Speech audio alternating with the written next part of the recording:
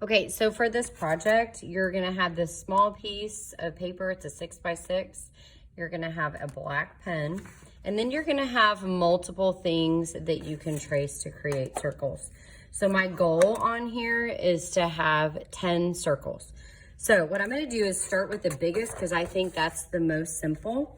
So I'm just gonna put my plate, and you don't wanna break the plate or the bowl, but I'm gonna put the plate on the paper, and I'm only gonna obviously trace what's on the paper. And then I'm gonna move it out of the way. I'm gonna go to the next size down. You really don't have to go to the next size down. I'm gonna leave a little bit of space. And you're gonna kind of notice that if you put it too close, it's not gonna make equal space apart. So I had to kind of spread it out a little bit. I'm gonna do another circle. And then I can actually get this little teeny circle in there too, which is kind of cool. And I can do this circle also. Okay, so just with that circle alone, I got 1, 2, 3, 4, 5, okay? So I'm really halfway there. So now I can use any of the rest of my circles, any of them, and I can create more circles. So I'm gonna do, I wanna think about the spaces that I'm breaking my square into. So I'm gonna kind of go like this.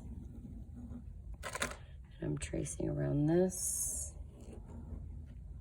And if you make a little thing here, don't worry about that because you can always fix that with Sharpie later. I'm going to see, once you do the small circle, it makes it really hard to do a bigger circle. So if you do that, it's okay. This is a perfect example of like how you have to think. So what I'm gonna do then, it's easier if you start biggest to smallest. So I've already done this circle, and I can just leave that here. I wanna kind of fill in this space anyway.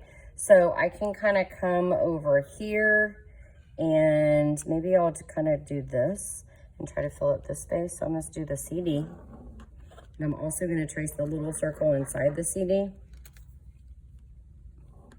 You wanna make sure your pen has ink in it. So I'll put a little tester so you can test it. Okay, so now I've got this guy.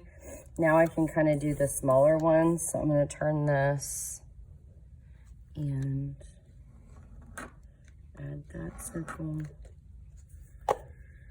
And then I'm going to actually add this one. And this, if I look at just the equal distances apart, this should turn out perfect. Okay. So now I've got 1, 2, 3, 4, 5, 6, 7, 8, 9, 10. I've got 10. Now I've got plenty of circles here. If I want to, I could add just a couple more lines like in the corner if I felt like it needed to be broken up a little bit more. But remember, the more lines that you add, the more spaces you're gonna create, okay? So you wanna kind of think about that. So now I have 12.